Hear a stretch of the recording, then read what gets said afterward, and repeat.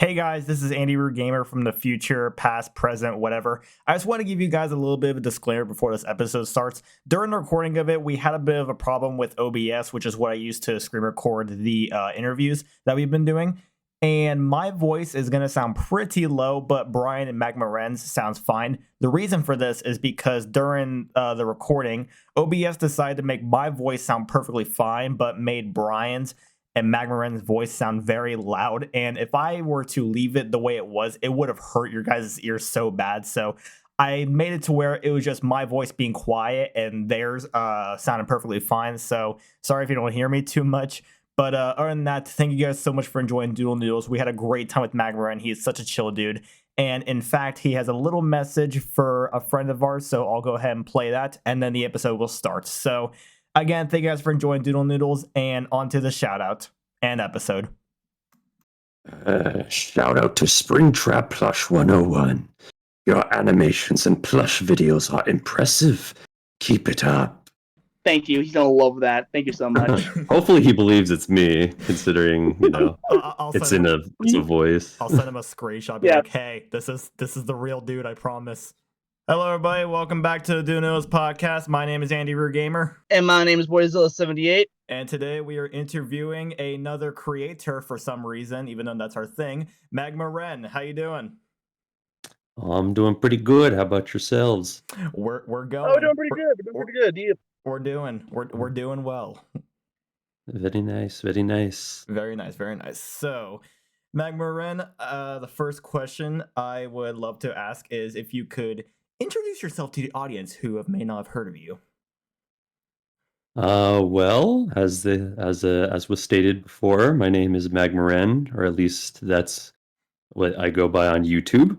I make little animations on my YouTube channel, and mainly about Five Nights at Freddy's, and that's pretty much it, honestly. Lots of FNAF. Very lots of FNAF. Very lots of FNAF. All right. Honestly, just want to say that it's really glad to have you on the show. I know I didn't say that before earlier, but again, it's nice to have you here. Yeah. For thank you for inviting me. Yeah, Brian. No problem. Brian was the one who got this guy on. I don't know who this guy is. Yeah, this Magma Ren guy has got like a few subs, something. Yeah, just a few. It's just a nobody, Like maybe 4. You're actually helping me out, get me on the map, You got like 4 subscribers, right? 4 or 5. My mom subscribes, so that's pretty nice. Oh, really? Oh, that's sweet. Your mom. No, I actually don't know. I don't even think she has a Google account or anything. She's too scared of technology. But anyways, yeah, that's fair. Mm-hmm. So, I was talking to Magma about this earlier. Brian, you're probably going to be asking most of the questions because I honestly don't have a lot. So we'll kick it off with you. All right, then. All right. Well, for starters, what got you into YouTube exactly?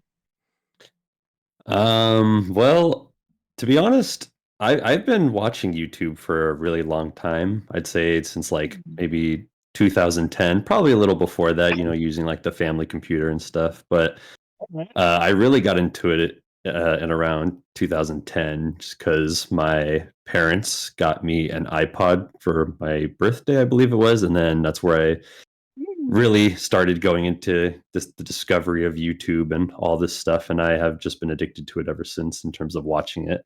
In terms of starting the channel, though, I don't know. I was just bored and I wanted something fun to do during like the summer.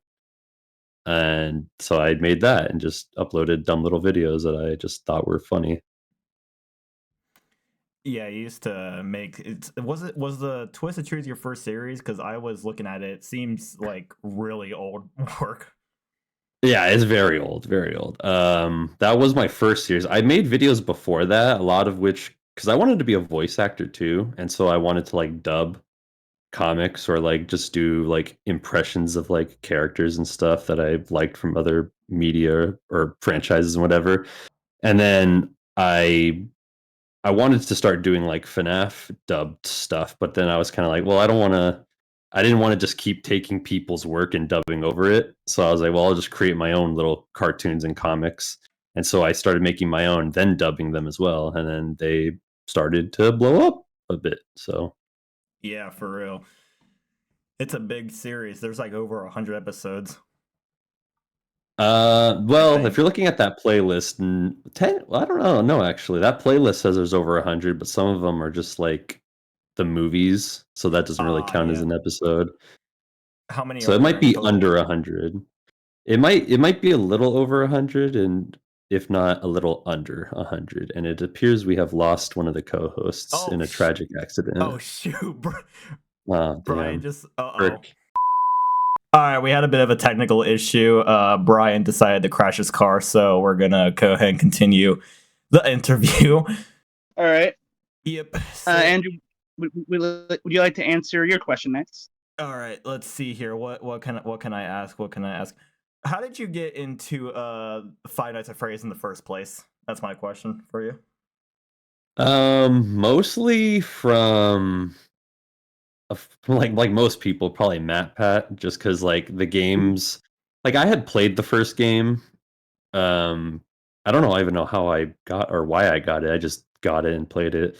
But there was nothing really to it. Sure, it was like, oh, it was fun, it was spooky. But then MatPat makes his videos kind of talking about the deeper lore and like his theories and stuff, and then backing it up with real evidence in the games to be like, this is the story. And then it's like, holy crap. And that's so unique. That's so new, Yeah. especially for a video game. Like mostly they're very linear. The cutscenes tell you what's going on in the with the story, or you get in-game dialogue or in-game cutscenes that do that. But this one was like none of that. Like it was, you had to figure it out for yourself and piece it all together. And I found that really intriguing. And then that topped on with the horror aspect of kids were murdered in like a Chuck E. Cheese styled pizzeria, and now they're possessing the animatronics, and the killer's still at large, and then the mystery of who the killer is, and it was just all this mystery stuff, and it was just fascinating to me. And so I was like, I'm gonna stick around and see where this goes. I don't think it's much of an understatement to say that FNAF really did inspire a whole generation of horror games, especially with mascot horror, the genre of mascot horror, especially. Like, yeah, I'm mostly referring to mascot horror, but like, what about even like outside of mascot horror?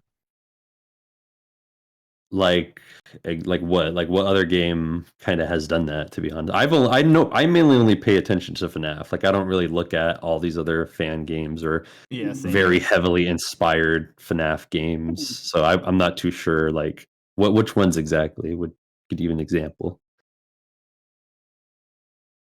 Okay, call me crazy, but what about Dead by Daylight? Since you have to like actively kind of find that within like backstories. Okay, I see where you're coming from, because like you said, the archive cutscenes and stuff, and even those are like vague stories, but they do link to like what's going on with like the quote unquote world of DB. I kind of get what you're saying. Yeah, I get what you mean. I don't know if I'd say that inspired. Maybe it did. Who knows? And maybe Matthew Cote. Maybe Matthew Cote is a huge FNAF fan. Who knows? But I don't know. Is. He has been this entire time. I mean, FNAF is coming to Dead by Daylight now, so that is true. God, freaking. I should probably mention this. Oh my God! Yes, please tell him. Okay, so for many months or years or so, whatever. I have always told Brian that Dead by Daylight is never collabing with Fortnite, because not Fortnite, sorry, FNAF. Good lord, I'm getting the two mixed up. I always said that it wasn't going to collab with FNAF, because I always saw all the fake trailers. I was like, that could be a fun collaboration, but I didn't think it was actually going to happen. So the day that it was announced there was going to be a collab announcement, obviously you saw that everyone was thinking it was going to be Fortnite. And Brian was over here thinking it's going to be Dead by Daylight, and I highly doubted it. I think I tweeted a few times like, it's never going to happen. And then the day of the collab announcement is I go to work, and after I get off work, I get in my car, I look at my phone, and I just see spammed messages from Brian be like, Andrew, it's happening. And then I look on Twitter, and they announced a collaboration with Dead by Daylight. I was like, no fucking way.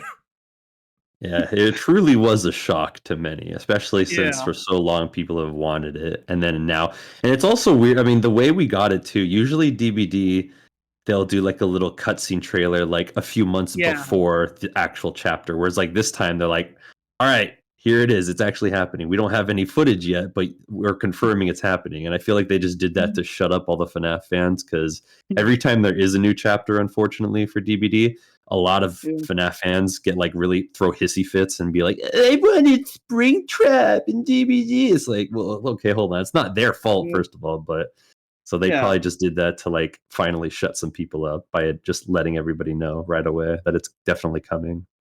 Yeah, it's gonna be out next year. I've personally, y'all can hate me for this, I've never played Dead by Daylight, but I might get into it since FNAF's coming, honestly. Honestly, believe it or not, the fact that you haven't really played much of Dead by Daylight could honestly be more of a blessing, if anything. Really? I remember one of the reasons why I left the community for so long was because it was just that fucking toxic. The only reason why I came back lickers in DVD. Yeah. The only reason why the only reason why I was really interested to come back was I think it was either like the Silent Hill chat. Oh, no, sorry. It was either I think it was both the fact that Chucky just released, and I was just really curious on how Dead by Daylight would handle Chucky being Dead by Daylight, and also the fact that I saw freaking Dead by Daylight on the Xbox store, and I thought, fuck it, why not play it again? I bought the game one time for my friend because it was the only game she wanted for Christmas on her Switch, and she's been loving it. And the way I personally found out about Dead by Daylight was whenever they announced the Stranger Things collab announcement, because I was big into the show at the time, and I just saw that announcement, and I'm like, ooh, a new Stranger Things game. Oh wait, what the fuck is Dead by Daylight? So I don't know. I'll give it a shot someday. Or what? Yippers. Actually, since we were talking about FNAF, how about I segue this into asking, what inspired you to make the Twisted series, the thing that arguably you are most known for? The big question. Yes. That was honestly, I've said that before, or the whole Twisted series as a whole is like, I was kind of just doing that on the fly, because I made Twisted Freddy, right? The first like episode. And I didn't intend on it becoming a series. I was just like, oh, I'll just make it was to like, I was excited for the Twisted Ones book. They had showed all the like teasers for the Twisted animatronics, and they showed like the wolf one, and I was like, ooh, that's pretty cool. And so I made that first episode just kind of like a little fun fan thing, getting hyped for the book. And everybody really liked it. And so I was like, and they were like, I get so many comments from that one being like, oh, make more. And then I was like, all right. And so I made 2 and 3, and I still kept getting make more and more. And I was like, I'll just turn this into a little series then. And it was not all planned. A lot of it, especially with Twisted Freddy, Twisted Animatronics, and even Twisted Nightmare, were very much like, they were not like fully planned out, which especially with Twisted Nightmare, which explains a lot of like weird directions it goes and inconsistencies. Twisted Truth is like the one where I really put a lot of thought into it and planned it out better. And you can tell too. Yeah, narratively it makes way more sense and is more coherent than, even though it still has some hiccups there, which irritate me to this day because I just hate seeing little hiccups like that. But it is what it is, you know. But yeah, it's more it's way more fleshed out than the other stuff. Definitely. And honestly, I feel like in a way you kind of got like the Scott Cawthon experience if you think about it. That's true. Yeah, let's be honest. He was kind of doing a lot of this on the fly as well. I mean, hell, the freaking MatPat was analyzing if MatPat was analyzing the Twisted series, you'd probably freaking adapt a lot of his theories into your series as well. Well, it's so funny you mentioned that, because like some of it's not even just for the Twisted series, even like one-off videos and stuff where like a lot of it was like a theory that somebody made that I thought was really cool, and then I made that's right.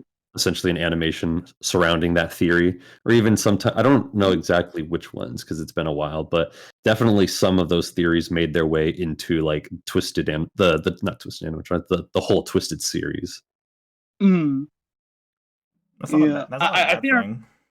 No, it's pretty cool. Especially, I mean, you look at a lot of people's work. That's just how it was with FNAF, especially back then. You know.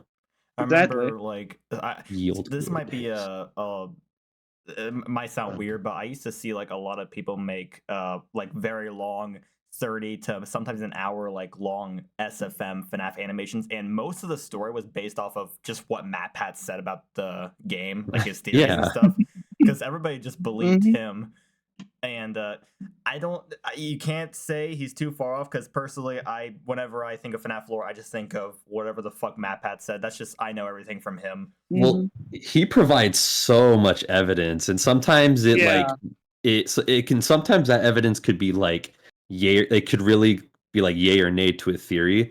Like especially with Security Breach when he brought up the Gregory robot thing, I was like, "That's the dumbest thing I've ever heard." And then he showed all And his it was. reasoning for why, and I'm like, "Man, that's so good." And I it know, right? sucks that it's probably true. I I, hated I, that so much.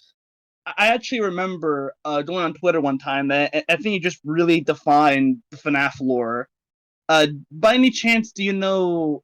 Shit, I don't remember the full name. I think it was called Shipwreck 64 by Sweet Satorde. Do you know them by chance? I might have seen. Wait, what are they? A content creator, or are they? Well, like they essentially made like this game that started out as an analog horror series.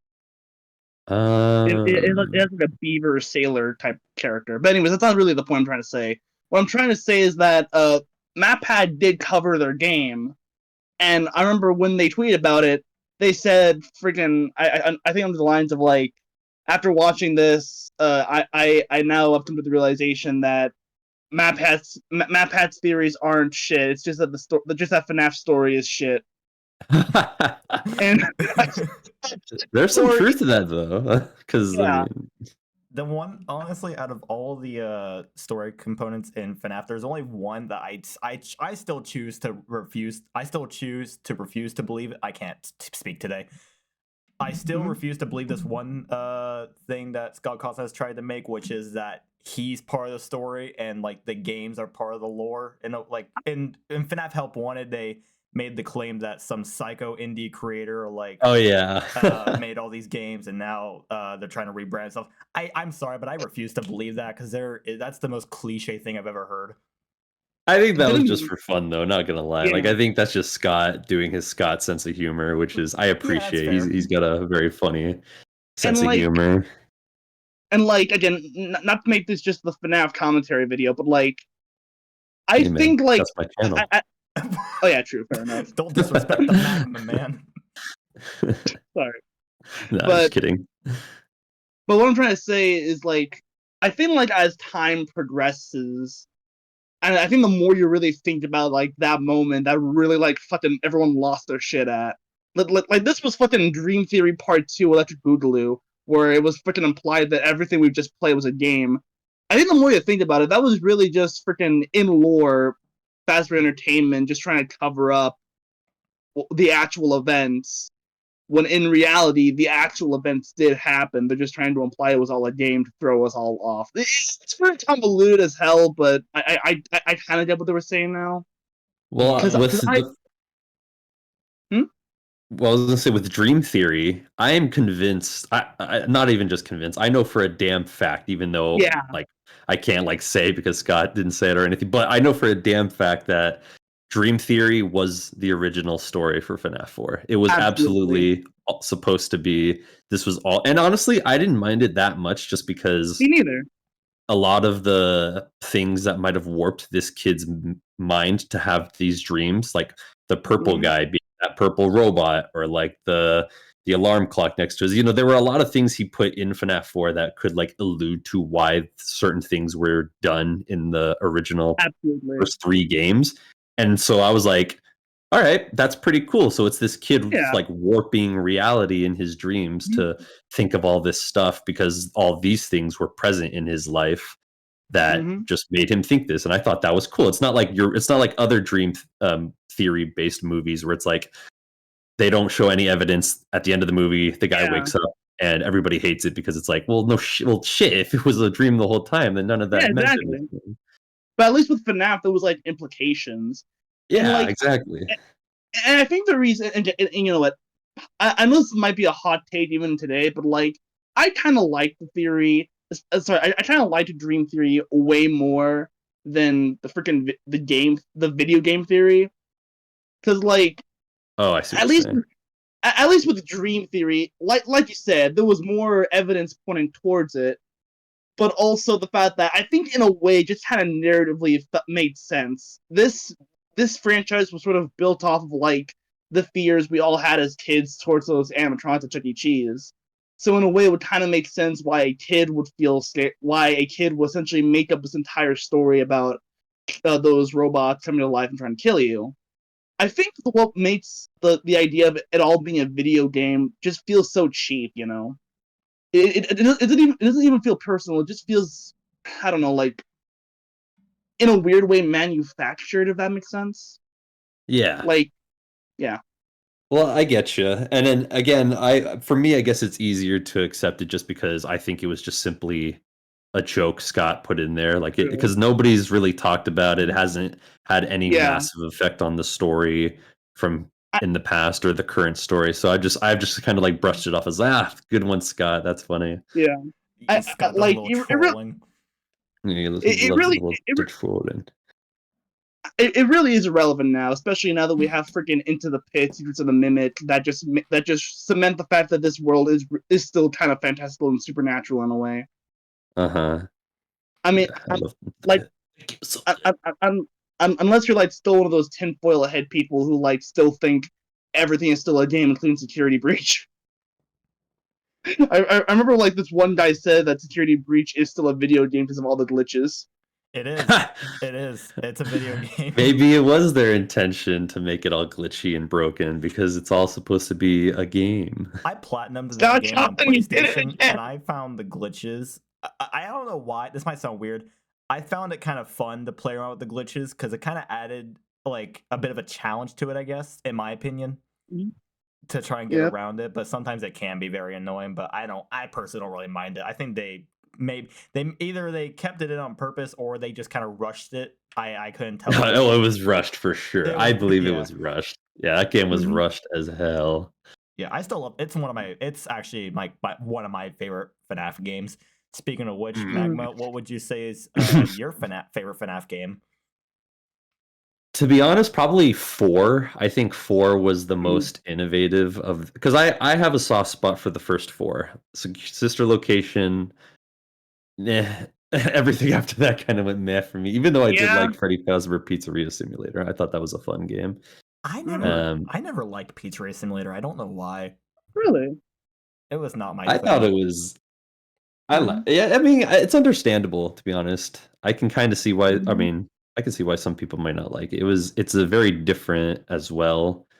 But I also just love how they perfectly wrapped a bow on like the whole story, you know, and then shat on the bow when they made Security Breach. But we won't talk about that. That's fine. And that ending cut scene at the end with like the very long speech. That's like probably one of my. Oh, it's so good. I fall asleep listening to that shit, man. That was a great speech. Actually, speaking of the ending scene, I remember in the finale, and also spoilers for the Twisted Truth finale. In the finale, I remember you did something very similar with Henry giving that final speech to essentially kill William, and like, and like, I love that scene. Don't get me wrong. But I also think it's one of the funniest scenes because like in the final battle, they're left in front after, and all of a sudden Helpy just walks in with a TV. Everyone just looks at him, doesn't say a word, and then they just let him happen. Then all of a sudden, freaking Henry's face just comes on the screen. Yeah, it makes no sense, and that's where again another nitpick for myself of I wish I teased Henry a bit more to where that felt more satisfying, that ending. But no, you're absolutely right. It is kind of, I mean, that's why the moment just felt so awkward. It was all quiet, and all you hear is like the wheel of the thing he's pushing him on, because it's like, who the fuck's this guy with this giant TV? You know, honestly, if you ask me, yeah, exactly. I remember back in elementary when they rolled out that big ass TV and they played Bill Nye. Yeah, you knew Bill Nye, the science guy. It was about to go down. He was my homeboy. For real. Hell yeah. Honestly, what I was gonna say was like how, at least in my opinion, I think that scene kind of works, especially when it comes to like FNAF. Like honestly, if they ever adapt like that scene in the FNAF movies, I would 100% expect them to look just like the ending of Twisted Truth. It's like in a way that awkwardness just kind of fits FNAF in a way. I don't know how to describe it, but like it kind of does. At least what FNAF it fits the humor aspect of it. You're right. Yeah, it's mostly the humor. Yeah. Funny, haha. I don't But know yeah. what that was. So, anyways, you mentioned earlier yeah. that you wish you would have changed something about the whole Henry Burnett TV. But apart from that, if you could go back to any of your videos or animations or just anything, would you add or change anything else? Probably, especially in the Twisted series, definitely. I would like. I'm doing a remake of Twisted Freddy right now, and I'm like fixing things that I didn't like with it. And to be honest, Twisted Freddy's not that bad. It's just kind of rushed because I sucked at drawing. I didn't really think about it too much, but it just all kind of worked together really well. So there's a lot of videos I would probably go back and change, to be honest, just a little bit, just to no, some of them definitely a lot, but I would definitely change some things. I would get rid of the escape just because that was a series I don't know why I shouldn't have done it. You tried. You tried. Mm-hmm. Out of curiosity, back in like the olden days, what was your art program that you used? Well, it's funny because the first like few videos, the first two I think, were like just that like notebook section on like your phone where you could like scribble and color or write. I would just draw with it. Yeah. And then I'm like, man, this looks like shit. So I looked up something better. And then I found IBIS Paint X. Yes.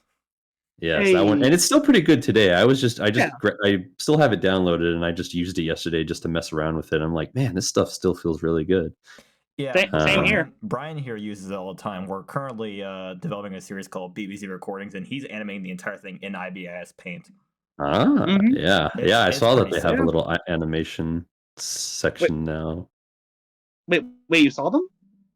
No, I'm saying I saw IBS Paint has a little like animation section now, which kind of makes it easier to make. Because when I made the animations, that wasn't there. So what I did is I basically drew everything, downloaded the images, and then went into like an editing software, and then put them all together and made. Well, back then it was comics, but even then I was still doing it with some of the animation stuff. So it was very much old school animation, like how they used to take pictures after drawing them and then piece them all together, like in the 40s and 50s. But I've moved on. Yeah, your newer animations are a lot more polished. Yeah, way more. Very much. Yeah, so I can't stand looking at the old ones. You can't stand looking at the old ones? No. That means it means you've gotten better. Yeah, definitely. Even though your Twitter bio says you make crappy animations, I don't think they're crappy. Yeah, I'd say, I mean, compared to other stuff on YouTube, especially, I'd say they're still crappy. The art style maybe has definitely improved a lot, but in terms of animation wise, they're still crappy compared to most people's. It's not like the worst thing in the world. It's no, it's I'm just better than like I don't know, Velma. Oh yeah, definitely. Weird reference, but I mean, there's a lot of things that are better than Velma, like piss and shit.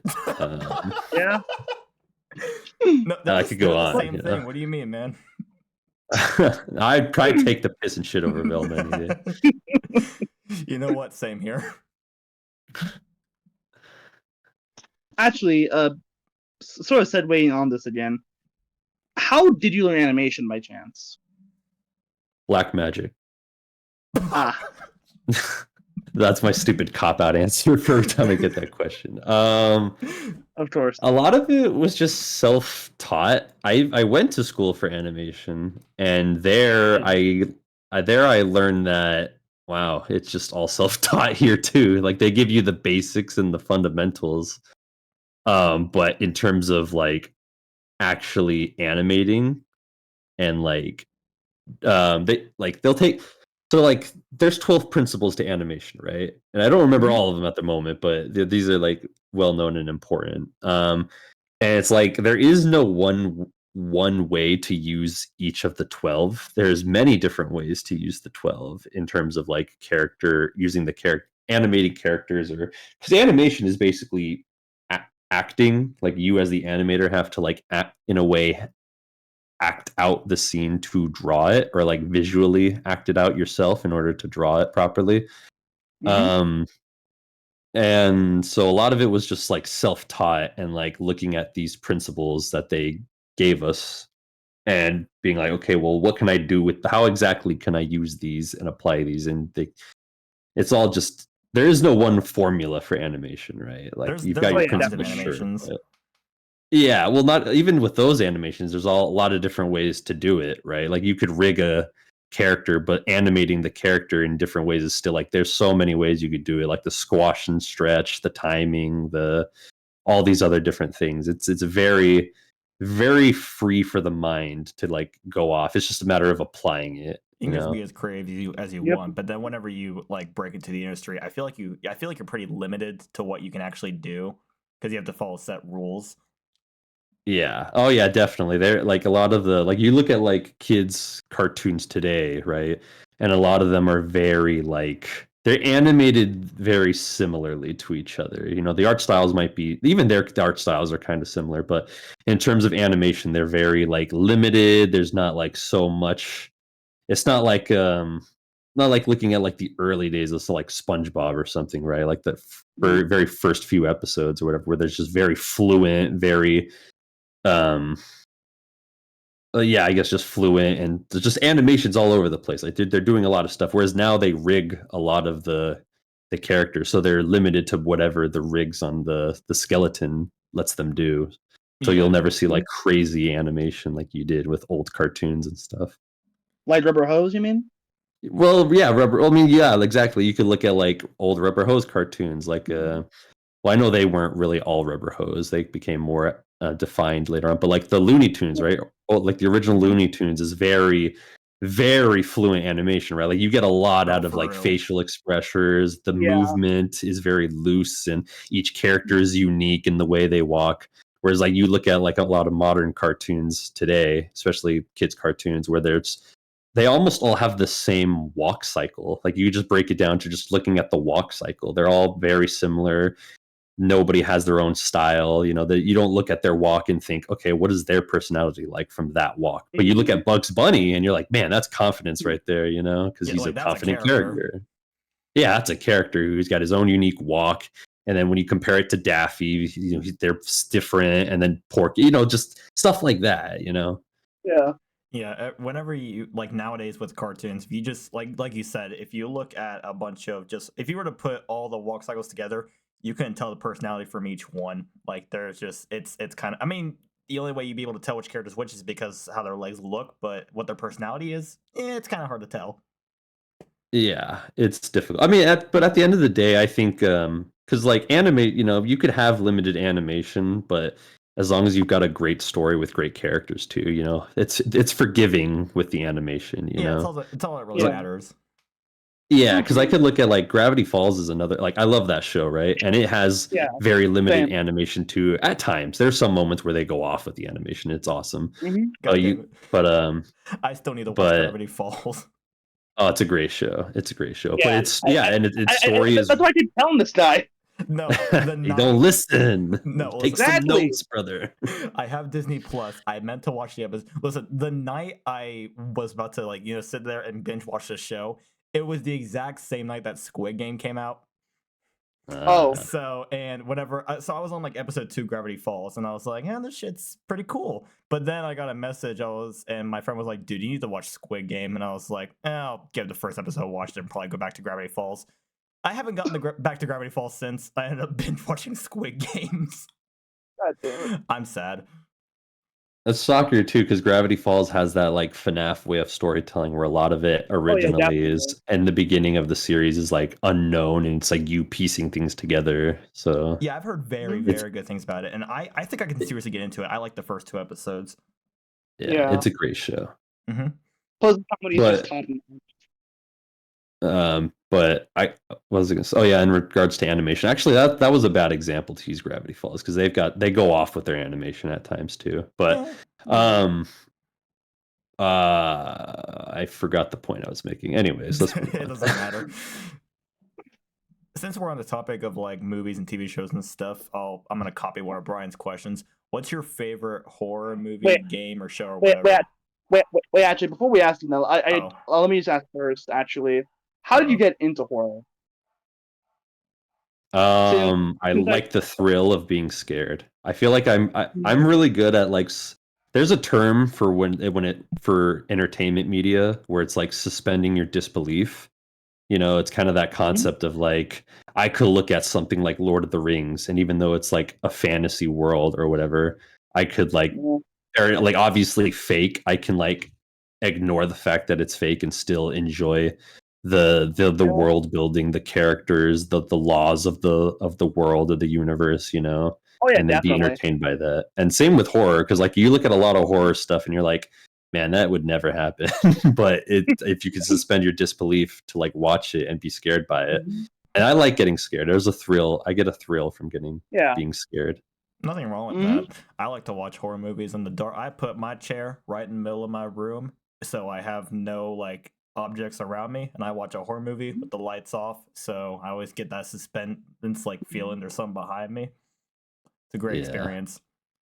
Especially when you find that good horror movie too, to do actually get you scared. For real. Speaking of that, like Andrew was gonna say, actually, Andrew, do you want to say this actually? I'm sorry, what?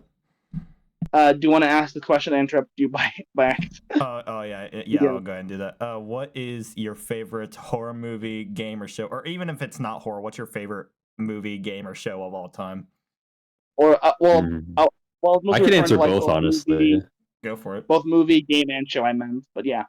So horror games, funny enough, I can't get into them. Not because like I don't know.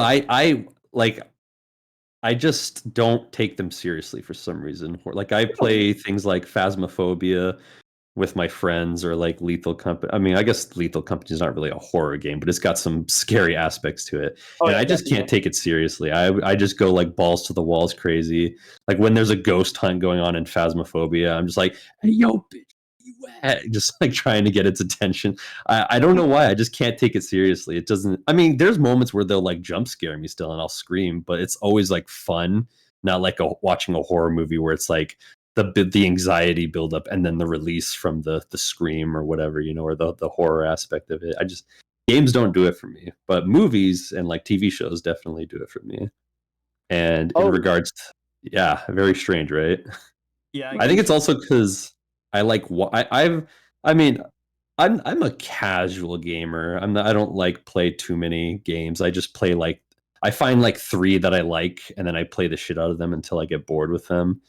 And so I very much prefer watching movies and TV shows over to playing video games. But going to your question, I'd say that's tough, because if we're talking like favorite that I just love picking up and watching, that would be the original John Carpenter Halloween. Oh, really? As my favorite. But if we've talked, I really like that movie. That one's also like believability scary too. Like the idea of a serial killer, more believable than something like The Exodus, right? Where it's like it's a demon or ghost possessing somebody. It's like I can believe the killer more so than I can believe the ghost demon thing. But funny that I mentioned that, because my favorite horror movie that I like to watch to actually get scared is Hereditary. Oh, really? I've heard about that one. That movie actually is terrifying. Yeah, to me at least. I haven't heard of that one either. It's so freaking good. The ending sucks, but it's the whole movie up until the ending is just amazing. So like peak of the ending, you mean? Everything's a good vibe, and at the very end, that was shit, but the rest of it was okay. Because the ending, it unveils what's actually going on, and it's just like another. It goes. I mean, I don't want to spoil it in case you do want to watch it. It's just you'll see it if for those who have seen it, they understand why it's probably not very good, and then for those who haven't seen it but are going to watch it, you'll get why people think the ending's not very good. I'll add that to my giant list of horror movies I need to watch. Yeah. You Yeah, won't. You'll sleep with a nightlight I, for a I, few weeks if you watch I don't, Hereditary. I don't have no night lights. I have no lights Oh, at you're all. you're Actually, screwed then. the light in my Oh, bedroom's actually perfect. broken. Oh, you're screwed. My source of light is LED lights and my nightstand light, which tends to not work a lot. Uh, Hell, I'm in a dark recording this right now. yeah, you're living the Nothing dream. wrong with that, I guess. But in Imagine terms of my being able to favorite buy movies of all time, Lord of the Rings trilogy. Mm. I fucking love those movies. I see that you're very familiar with creepypastas, especially the ones in like 2010s with like Slender Man, Jeff the Killer, Laughing Jack, all those icons. Yes. How about you tell us a little bit about your history with those characters? Um, I, I mean, it's not like the most exciting. It's just that they were, they were popular back then. Then with the internet being so small, especially YouTube back then, it was kind of hard to Mhm. not stumble across some of the creepypasta stuff. And some of Mm. them like are really good. I kind of liked Yeah, the Jeff the Killer. He was the first one I got into. Well, I mean, everybody knew Slender Man, but like Jeff the Killer of is the course. first one where I really got into like his story, especially his Hmm. like turning into Jeff. And I thought that's pretty well done. Pretty like it's Hmm. scary reading it. Made me like I felt like the fear and the anxiety you'd get if you were like watching a horror movie. It was really cool and really. And then the picture of Jeff back in the day, that very Yeah. creepy pale face with the red lips and the long black hair. Hmm. It was really cool, and I thought it was Yeah. really cool. And then I just Uh, discovered all these other guys, and the three actually that really I know the most about, just because I watched their like the series they all originated from was Well, Slender didn't originate from this series, but he was the main star in it. Is yeah. Slender, Masky, and Hoodie, all coming from that Mhm. Marble Hornets series on YouTube. Of course. Pretty sick. Hmm. Um, did you know that Jeff the Killer image is actually considered lost media now? Yeah, I saw a video about that where nobody Yeah. could pinpoint the original. Apparently, Yeah. It's never gonna be I found, I from what guess. probably yeah, not. actually from what I found, at least from what I've heard, they're pinpointing this image to either be somewhere in a lost Japanese forum or it never being found because there's a good chance it's the image origin has to do something with like this Japanese woman being like bullied by her husband, I think, and her husband made that image to like bully her. Oh, So really? there's something, and that's what I heard. For all I know, that was either a hoax or the real thing. I've definitely heard about it being like possibly from some Japanese forum or something. I didn't Yeah. know. I've never heard the one about the wife and the abusive husband, so that one's interesting. Hmm. Yeah. My first ever creepypasta was indeed Jeff the Killer. Mm. And For I think that and the only creepypastas like I'm super familiar with are, like I said earlier, Jeff the Killer, Slender Man, and Odd Choice, but Sonic.exe. I mean, like, I mean, especially in like the modern day, I think it's kind of hard to escape Sonic.exe's grasp in any way, really. I kind of hate the Sonic and the Zelda one or the Link one, to be honest, just because those are very unoriginal. It's just like, okay, you took these already beloved characters. No, like, no wonder they did well, is because it's Sonic, but I guess so. obviously Yeah. really creepy. And it's like, oh, you took Link, and obviously he's really creepy. I don't know. I've never really vibed with those ones just because of that. It always felt lazy to me. Yeah, I get your point. Hmm. Some are Yeah. okay, but most of the time I like the original stories way better though. Honestly, if you ask me, even though I definitely agree that like stories like Sonic.exe are unoriginal and kind of taint and like heavily taint, you know, the image of video game creepypastas, there is some heat here. There is some heat here. One of my favorite video game, not video game. My favorite creepypasta of all time is the Godzilla NES creepypasta. If any of you have heard of that one, Nope. No. You're alone it's in it's a this little one. obscure, but basically it's this. it's the story about like a guy who bought like this Godzilla NES game, and like the more he plays it, instead of like Godzilla with red eyes comes out the screen, it's this completely original character called Red, and like the best way I can describe him is like if like a spider dressed up in like the bloody remains of a skeleton. That's kind of like the best way I can describe him. Because other than that, it was either that or just an actual literal demon. There's some good stares here and there, and even though the ending's a little cheesy, I consider it as one of my favorites. So I definitely recommend checking that out if you can. But overall, yeah. Might check it out someday. And I think another reason why I think these icons are like so beloved, even by today in some standards, because like they kind of fill in a similar feeling we have towards like slasher villains, you know? Yeah, I could see that, especially with the more down to earth ones like Jeff or Maskey or Eyeless Jack or Tiki Toby and all them. Yeah. Mm-hmm. So I think there's something interesting about that. Creepypasta. That's all I gotta say. Oh boy. All right, Andrew. Wasted. Any other questions you have left? Yeah. Sorry. Sorry, I gotta interrogate you, Magma. Let's see here. Oh. Okay, let's see here. What can I interrogate you with? What's your credit card information? No, I'm joking. 768. No, I'm just kidding. Oh shit. Okay. That's not even close. All right. We don't have to worry about that. Okay, here's a question, I guess. What were some of the, in your opinion, what were probably some of the highest highs and lows while making your the Twisted Truth series and just any other videos in general? Highest high. If you want to share. The Twisted Truth definitely had some lows just because a lot was going on within that 4-year period. Because I was at college and there was a point where college had to dictate more time than YouTube. And so I had to focus a lot more on that. And there was like a 6-month period where I didn't upload anything. And if you're familiar with the YouTube algorithm, especially if you're a smaller channel, that could be suicide for your channel. Yeah. YouTube algorithm sucks ass. It's unforgiving as hell. It is very unforgiving. And then also just the fact that if you make, I mean, animation on YouTube it's doing really well now too, especially if you've got a crew behind you, whether it's those like Storytime animators who are still going around, or like the indie animators like Glitch or VivzyPop and all them.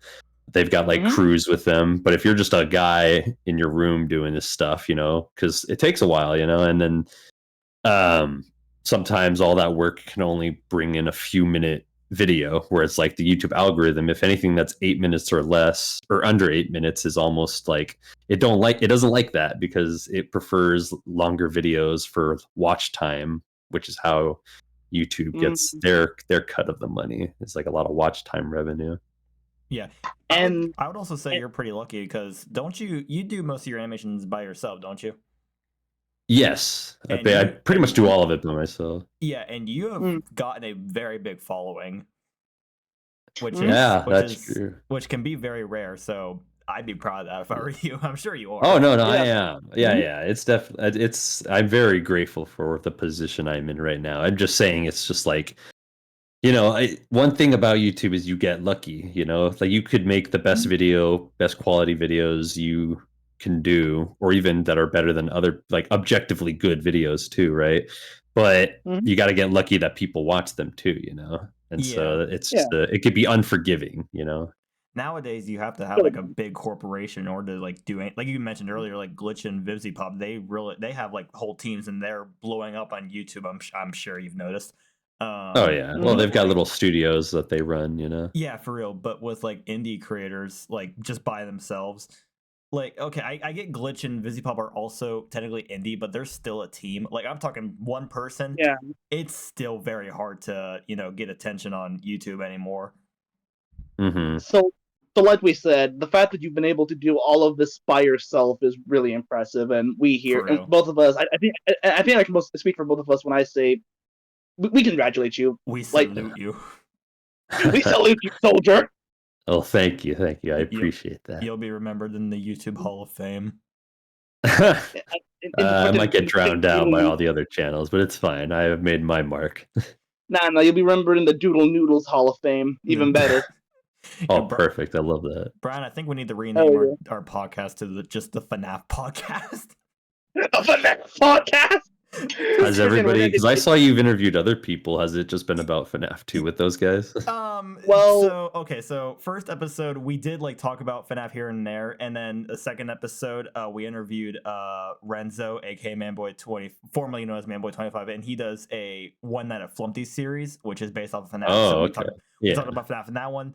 And then the third episode with Javen, Mighty Dog Films, he doesn't do FNAF content per se, but I think we mentioned it at some point. I'm not sure where. I think it was like stop motion. Yeah. Was it about the stop motion animation? Yeah, I think we did. I don't remember from the top of my head, but now in the this is the fourth episode. We're again talking about FNAF.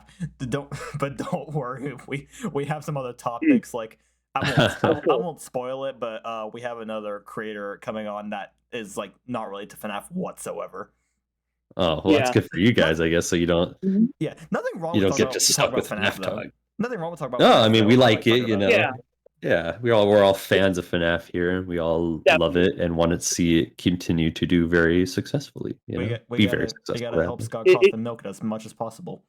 Oh, I don't think he needs help anymore. Yeah, no, not anymore. I'm still into the FNAF 2 movie, by the way. Not next year, the following year, because it got delayed. Yeah, FNAF movie, and so the freaking FNAF Doodle Noodles trilogy concludes. I guess I don't fucking know. I'm gonna make a playlist that's just the FNAF episodes we talk about. FNAF saga. The FNAF arc. Again, like I said, nothing wrong with talking about it. I have a lot of fun talking about it. But that's just what you're known for, Magma. It's just FNAF cartoons and stuff. Basically, yeah. I mean, sometimes like the thing is, you can like with FNAF, right? There's a lot of also other games or game franchises that are like kind of the audience is very much similar. Where like a lot of FNAF fans might like Bendy or definitely. Some of the other ones I don't pay attention to any of the other mascot horror games, but you know what I mean. It's like I've made a few Bendy cartoons as well, and they've done pretty well as well, and that's just because the audiences transfer over. Because usually a FNAF fan likes those other things. I've had a mixed history with Bendy. Oh, sorry, Brian, I didn't mean to cut you off. Sorry, but like I was gonna say, like, yeah, it's a pretty smart move to do, like, knowing your audience. So like, you do like you practice variety content that your audience is gonna like because they're a mixture of different fandoms. That's pretty smart. Mm-hmm. You read the comments and see what people want to see from you. Yes. I hope you do that. I definitely do that, but sometimes, some of it one thing that was really cool about the Twisted Truth is like people guessing where it was going to go in the comments after the videos. Some people would get it right. Like they'd predict it, or sometimes they'd make a good idea. And I'm like, wow, that's pretty good. Maybe I'll think about it. I could maybe work it in somehow. And then some people made ones that were just like, yeah, you don't know what the hell you're talking about. I appreciate the comment, but it's like, this is just out there and it wouldn't work at all. It's just, it's fun though. It's fun. I mean, it's kind of like making theories for the games themselves. Before Matt Pat retired, I really wish he would have done a theory on one of your videos. Yeah. Mines weren't big enough. That would have been legendary.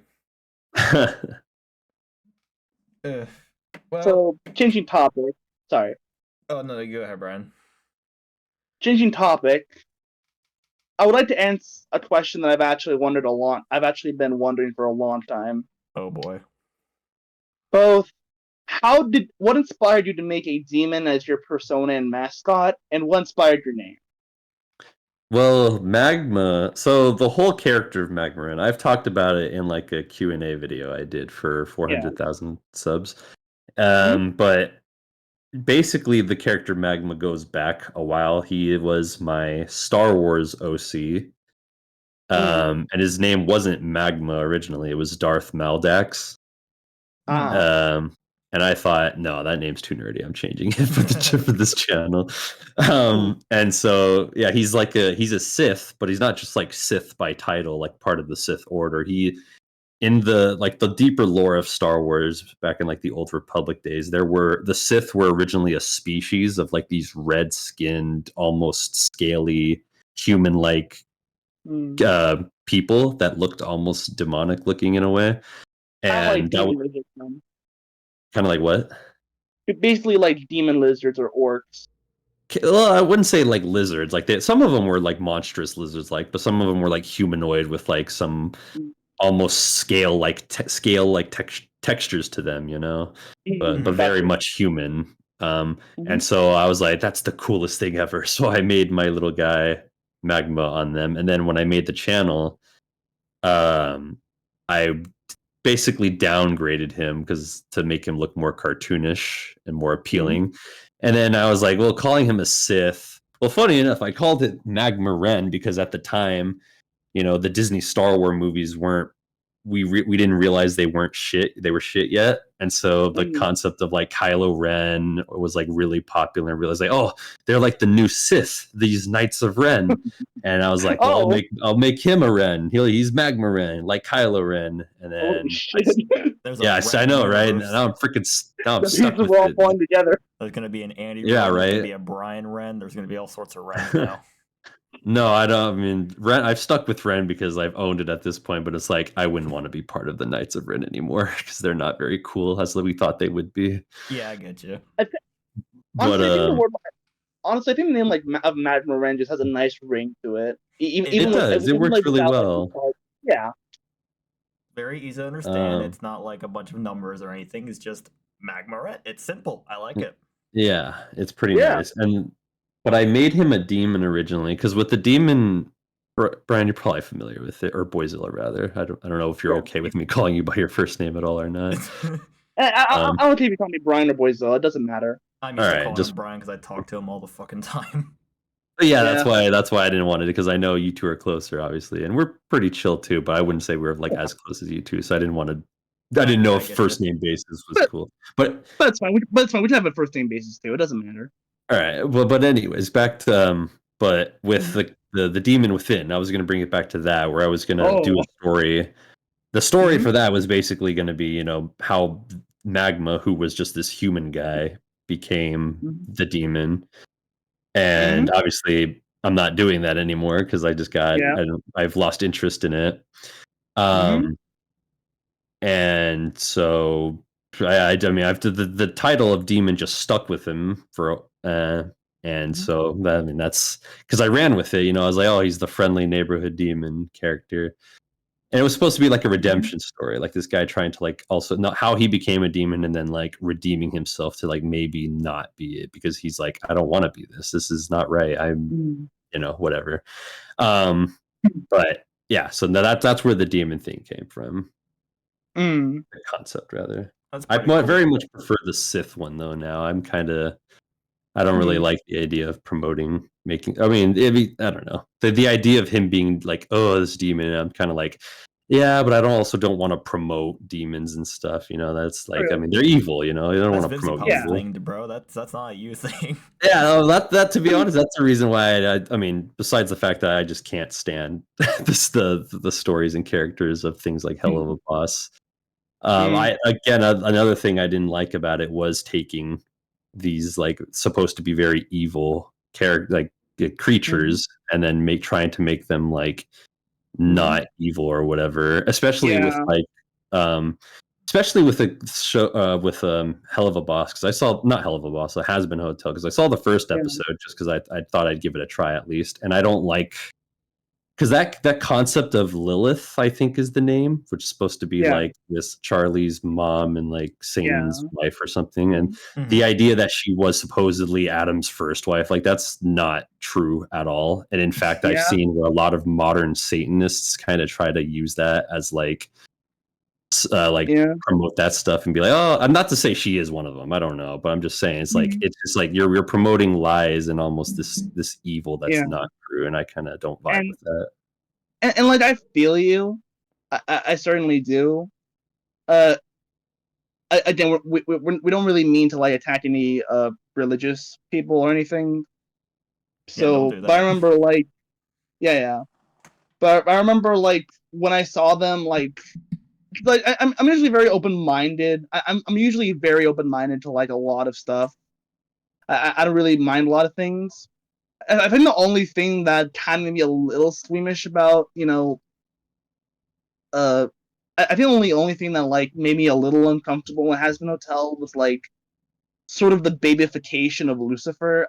Like, Yeah, that too, right? Made him yeah, very like pussy-ist, not this evil, cynical man that he creature that he really is as well. like Dude, it's funny because like whenever I was watching Hazbin Hotel with my mother, I know that's a rare occasion. yeah, We got to the episode where they introduced Lucifer, she was like, "Why isn't he evil? Why is he just? yeah, exactly. Why is he a wimp?" Yeah, it just, Like I don't vibe with like that. like correct me if I'm wrong, but I think in the Bible, like I know Lucifer is a little bit more nuanced, but like still though, I people still though I think he's supposed to generally be a little bit more evil than like Tumblr sexy man. Yeah. You know? Well, that's when the Tumblr writer, people, 'cause even Hollywood, I noticed that, right? Like I look a lot of Yeah. modern day shows and stuff in their stories, and I'm like, you were all Tumblr posters back in. I could tell these are very much like things that, like, especially with how awkward romance is in like most shows, like it almost feels like a Tumblr fanfic, and I'm just like, holy crap, that makes sense. You all were the Tumblr kids from The, back in the the, day. don't even get me started with like how everything just feels insincere nowadays with the freaking Shrek level writing. Uh, Oh, I Freaking know. freaking like I know we joked about it. Like I know we joked about it, but like the whole "will that just happen" type of humor, it really is felt in Hollywood. Yeah, Mm-hmm. it's really become annoying because it's in everything now. That almost meta humor. It's like, isn't this Yeah. situation ridiculous? And it's like, yeah, it is, but you're Yeah. supposed to be saving the world, so shut the fuck up and get back to saving the Exactly. world. yeah, for real. Honestly, that's why I like going back to like older movies that I like Spider, like the Raimi trilogy and Pet Yep. Cemetery, because like even though they have their problems, this was a time before Shrek. This was a time before meta humor took over Hollywood. So back then you had Uh-huh. like more sincere writing. Yeah. I mean, I've watched a ton Mm-hmm. of Animaniacs, so I am so used to meta humor, dude.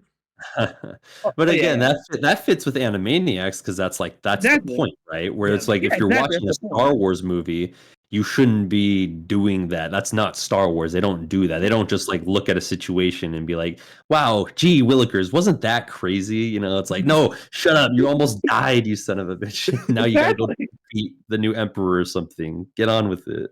damn, we almost I died mean, before shit. GTA 6. Oh god. Rough.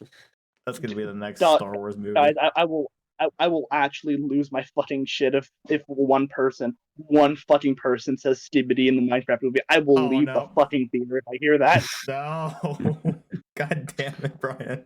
There's a very good chance you might have to leave that theater. This is the same Fucking dude who wants to get the fuck boom on the podcast. oh my fucking At least I I have know, like right? The pioneer of this stuff, and you're over here like, we need him on our show. like okay, listen. I, I I have a kind of complicated relationship with Skibbity Toilet. Don't get me wrong. God damn it, here we go I again. okay, listen.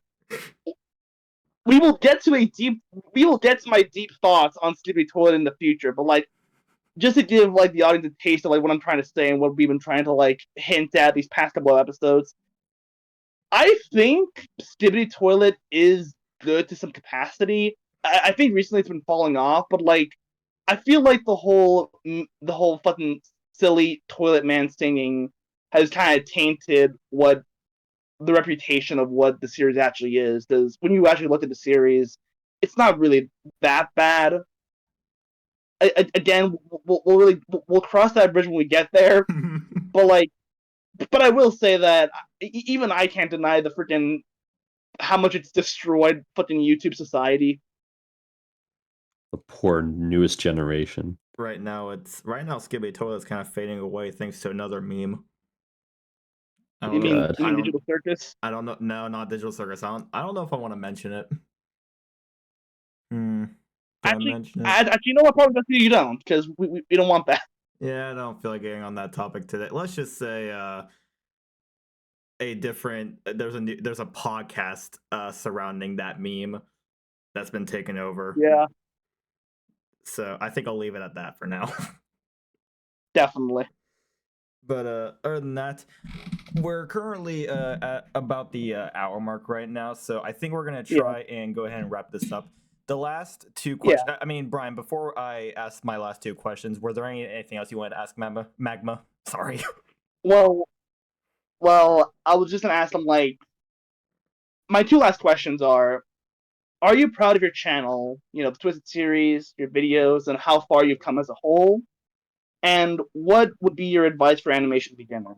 Because I remember you did give animation advice a while ago, but given how your content is just in your style of animation and art has just evolved over time, what would you make any changes to that advice? Especially now that you've learned so much, you know, stuff Mhm. like that.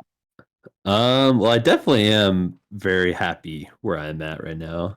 I Mm-hmm. and all that has been accomplished so far, especially with the Twisted Truth, because that one has had its ups and downs, and just the fact that I did finally finish it as well, and it pretty much did come out the way I wanted it, or at least the story wise. Again, there's some hiccups here and there to where I wish I flushed some things out properly or in a better way, but at the end of the day, it did end up ending the way I wanted it to. And in terms of any advice, I don't remember what the advice I gave was from the past. So if it has changed at all, then I wouldn't know, to be honest. It's been a while. That's fair. Mm. Um, yeah, it's her advice. It's a lot of self-taught stuff for sure. Like even like again, I've gone to a school for animation, right? But a lot of it was also practicing on my own and your own techniques, right? Because then there's and especially with 2D animation, there's drawing and then there's animating. So like Mm-hmm. with drawing, you gotta get your own, like, finding your own style and then letting it evolve over time, never like just sticking with one thing, because repetitiveness can be a thing. And then also being able to match other people's art styles too, not to like steal them, but just like if you wanted to go work at a studio, right, and you normally draw one way, but then you go work on, I don't know, like SpongeBob or something, they draw a very unique way, and you have to match that style of drawing to where it looks like it's coherent, because there's so many people working on it, so your drawings have to look like theirs got to look like yours. So practicing a lot of drawing, right, is key. And then in terms of actually animating, that one just again practicing it too, because it is very, there is, again, there's the principles for animation and stuff, but there is no one way to like animate something. Like you can make something super fluent, you could make it very like almost sketchy, kind of like something like Puss in Boots too, where it's that like choppier animation, but it looks really good. There's a lot of different ways you can animate different things, and it's more so just be, especially when you're starting out, just go. How do I word this properly? It's almost like just go all out in trying different things, and don't be afraid if it looks ugly or whatever. The point is to just keep practicing so that it looks Yeah. better and you get better. Yeah. Wise words. Yeah. I think we were talking about that earlier, about the whole animation limited thing, but that was very wise advice in my opinion. Mm-hmm. Well, thank you. Yep. All right. Last two questions, and then we'll leave you alone, I promise. Finally. No, I'm just kidding. Finally. I can be escaped from the Doodle Noodles. Is there any message you'd like to give if the fans who might be listening or not, like anything you want to say, like any thanks yous or messages or whatever? Uh, just I mean, I say it a lot, especially when milestones happen and stuff. Just thank you. I know I'm not a very sentimental guy. Like you'll see some people get very emotional when it comes to like thanking their audience and stuff. I'm not that kind of. I'm not that I'm not a sentimental guy, but just for something, I don't know. It takes something like really really. Not that this is. Well, I don't know. How do I word this properly without making myself sound like an asshole? No, you're fine. Don't worry. It's just I definitely I do greatly appreciate it. And I do feel incredibly lucky and blessed for what I have on YouTube, the little career I've got going on YouTube. And Mhm. I am just thank you. Just thank you very much. Yeah, I greatly appreciate it. It's amazing, dude. I'm so Certainly. yeah, I'm proud of your work, dude. You've accomplished so much. It's awesome. Well, thank And you. as someone who's kind of grown up with your work as well throughout the years, and in a way you've also kind of inspired my style as well. I just want to say thank you for everything you've done. Hell Oh yeah. well, I'm very happy that I'm able to, even if it's just entertain somebody, let alone inspire them, because Yeah. I never thought I genuinely I've always just I've always lived, as Vin Diesel used to say, I live my life a quarter mile at a time. I've never thought of myself of doing anything like really cool like this to where I could like almost um like really entertain or inspire people or just like really, just stuff like that. So that's cool. Mhm. That's cool that I'm able to do that. That's really nice. Bro, man, I'm sure a lot of people have been inspired by your work. Like Brian said, he was inspired by your work. I can see the humor as well whenever I watch his content compared to yours and like the art style and stuff. It's awesome. Mhm. I guess my final question for you is: are there any plans for the future or any projects you want to talk about? Or if not, that's fine. This is going to I be an don't interesting know. one. Oh. Yeah, well, because like I mean, I'm gonna keep making stuff. Like right now, I'm working on the Twisted Freddy remake, just so I could. Mhm.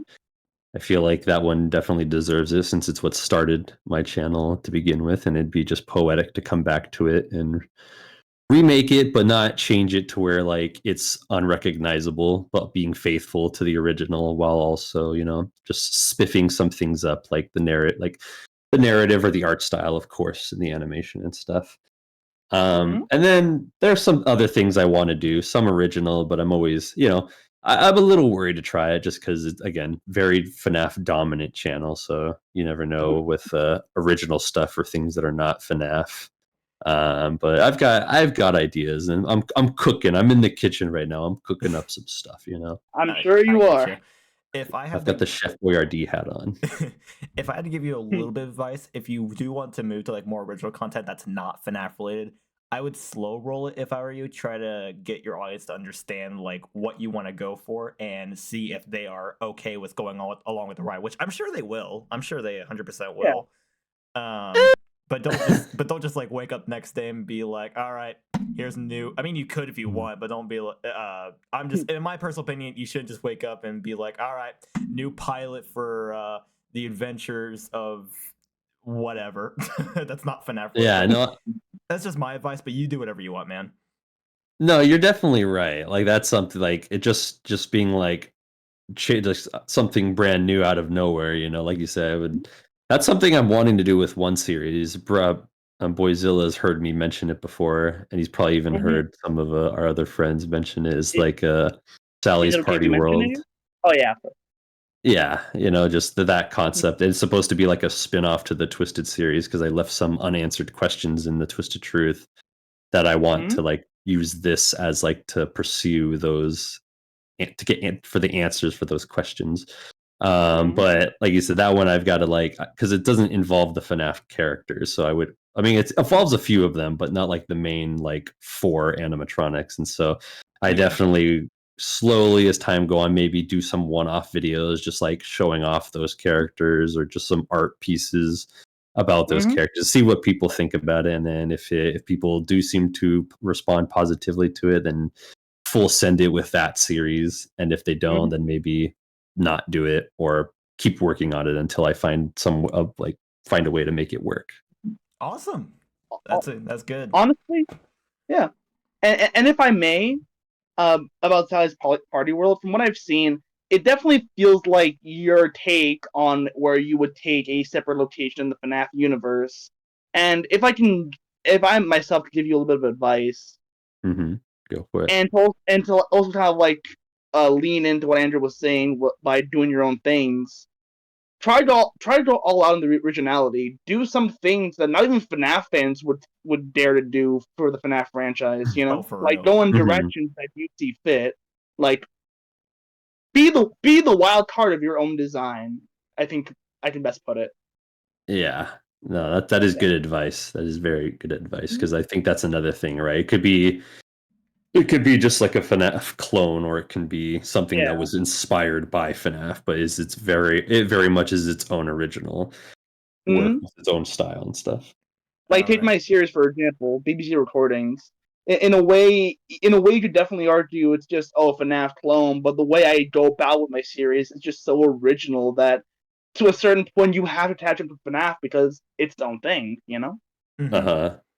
And I feel like Sally's Party World can definitely be sort of like something like that. Yeah. Magma, you don't have to, but if you ever get a chance, I'd recommend checking out our series, but you don't have to. Is it currently going on, or is We got- from what it's We have 2 episodes and then like a extra like 3 or 5 minute episode. I think it's like a 2.5 episode appetizer, if you will. We're currently deep in It's production. We're currently deep in production on the 3rd episode. We got like Mhm. we got a little bit of a budget going, I guess. We got Yeah. some really cool paid voice actors. We're not going to say who they are, but we're hoping to Mhm. get it out soon. It's just been taking a long damn time. Yeah. I get you. Whose channel is it on? Like this channel for the podcast, Oh, or no, no, no. where could It's the on my audience channel. find this stuff? On Brian's It's channel. on my channel, Boyzilla78 Productions. Ah, Boys on on youtube.com/boyzilla78. All right. The Yes, podcast sir. is on a completely different channel, and it's also on Spotify. So, Okay, very cool. yep. Alrighty. Well, I think that does it for the interview. Once again, Magma Ren, I Mhm. appreciate you for coming on and indulging us. So me and Brian do Thank not you have. for having me. Appreciate it. Yeah, of course. Me and Brian do not have an intro, so if possible, would you like to make one up for us? An intro or an outro? Outro. Sorry. Okay, I was Outro. gonna say, are we starting this over again? Oh shit. No. No, we don't have an outro. I'll just end it with one of my favorite quotes from an old Call of Duty YouTuber, the G18 I used to watch. And he just goes, "Adios, amigos." Perfect.